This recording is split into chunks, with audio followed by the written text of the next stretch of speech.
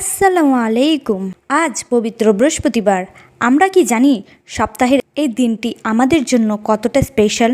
এটি এমন একটি দিন যখন আকাশ থেকে রহমতের ধারা নেমে আসে এবং আমাদের সারা সপ্তাহের আমলনামা স্বয়ং আল্লাহ তাআলার দরবারে পেশ করা হয়। আজকের ভিডিওতে আমি আপনাদের এমন 4টি দামি দোয়ার কথা বলবো, যা পড়লে আপনার পাহাড় সমান গুনাহ মাফ হবে এবং ইনশাআল্লাহ আপনার থমকে যাওয়া কাজগুলো হতে শুরু করবে। ভিডিওর একদম শেষে আমি একটি বিশেষ সময়ের কথা বলবো, যখন দোয়া করলে তা সরাসরি কবুল হয়। তাই ভিডিওটি 1 সেকেন্ডও মিস করবেন না। তো চলুন প্রিয় দর্শক, এখন আমরা জানব বৃহস্পতিবারের ফজিলত ও নবীজির কিছু সুন্নাহ। কেন আমরা বৃহস্পতিবারকে এত গুরুত্ব দেব? সাহাবা একরাম একবার নবী করিম সাল্লাল্লাহু আলাইহি ওয়াসাল্লামকে জিজ্ঞেস করলেন, ইয়া রাসূলুল্লাহ, আপনাকে কেন সোমবার ও বৃহস্পতিবার রোজা রাখতে দেখি? নবী করিম সাল্লাল্লাহু আলাইহি ওয়াসাল্লাম উত্তর দিলেন, বৃহস্পতিবার মানুষের আমলনামা আল্লাহর কাছে পেশ করা হয়, আর আমি চাই রোজা রাখা অবস্থায় আমার আমলনামা আল্লাহর কাছে পৌঁছাক। সুবহানাল্লাহ। প্রিয় দর্শক, তাহলে দেখলেন আমাদের নবীজি বৃহস্পতিবার করে রোজা রাখতেন, আর রোজা রাখার কারণটাও আপনারা জানলেন। আপনি যদি রোজা রাখতে পারেন তবে সব থেকে ভালো, আর যদি না পারেন তবে এই 4টি দোয়া ও জিকির দিয়ে নিজের আমলনামাটি সাজিয়ে নিন। চলুন জেনে নিই সেই দোয়াগুলি কি কি। সেই 4টি দোয়ার মধ্যে প্রথম দোয়াটি হলো জান্নাতের গুপ্তধন। লা হাওলা ওয়ালা কুওয়াতা ইল্লা বিল্লাহ।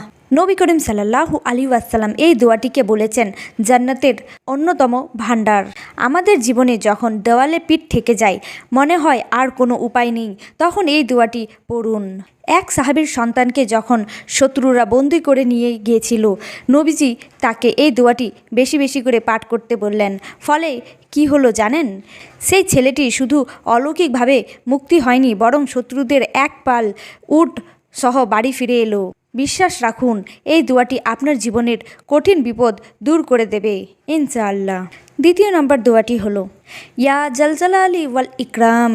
আমরা অনেকেই বলি দোয়া কবুল হচ্ছে না, কিন্তু আমরা কি আল্লাহকে তার সবচেয়ে পছন্দনীয় নামে ডাকি?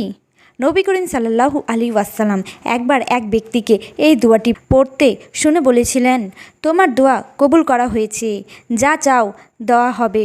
এই নামের অর্থ হলো, হে মহানুভব ও দয়াশীল, আল্লাহকে তার মহিমা ও দয়া দিয়ে ডাকুন, তিনি আপনাকে খালি হাতে ফেরাবেন না। তৃতীয় নাম্বার দোয়াটি হলো গুনাহ মাফের তাসবিহ। সুবহানাল্লাহি ওয়া বিহামদিহি। নবী করিম সাল্লাল্লাহু আলাইহি ওয়াসাল্লাম বলেছেন, যে ব্যক্তি দিনে 100 বার এটি পড়বে, তার গুনাহ যদি সাগরের ফেনা পরিমাণও হয়, তবু আল্লাহ তা মাফ করে দেবেন। সুবহানাল্লাহ। একবার কল্পনা করে দেখুন তো, সমুদ্রের তীরে গেলে আমরা কত ফেনা দেখি। গুনাহ কি তার চেয়ে বেশি? মোটেও না। বৃহস্পতিবার আপনার আমলনামা আল্লাহর কাছে যাওয়ার আগে অন্তত 100 বার এই তাসবিহটি পড়ে নিজের খাতাটি পরিষ্কার করে নিন। 4 নাম্বার দোয়াটি হলো বিপদ থেকে মুক্তি পাওয়ার দোয়া। লা ইলাহা ইল্লা আনতা সুবহানাকা ইন্নী কুনতুম মিনাজ জালিমিন। হযরত ইউনুস আলাইহিস সালাম যখন মাছের পেটে অন্ধকারে আটকা পড়েছিলেন, তখন বিজ্ঞান বা পৃথিবীর কোনো শক্তি তাকে বাঁচাতে পারত না, কিন্তু তিনি যখন এই দোয়াটি বললেন, আল্লাহ তাকে রক্ষা করলেন। আপনার সমস্যা কি মাছের পেটের অন্ধকারের চেয়েও বড়? যদি আল্লাহ তাকে সমুদ্রের তলা থেকে বাঁচাতে পারেন, তবে আপনাকে আপনার ঋণ, রোগ বা পরিবারের অশান্তি থেকে অবশ্যই রক্ষা করবেন ইনশাআল্লাহ। প্রিয় দর্শক, এতক্ষণ আমরা জানলাম 4টি গুরুত্বপূর্ণ দোয়া। এখন আমরা জানব আমলের নিয়ম। বিশেষ করে বৃহস্পতিবার দিন বা রাত মাগরিব ও এশা নামাজের পর এই আমলগুলো করবেন। ঘুমানোর আগে একবার হলেও পড়ুন।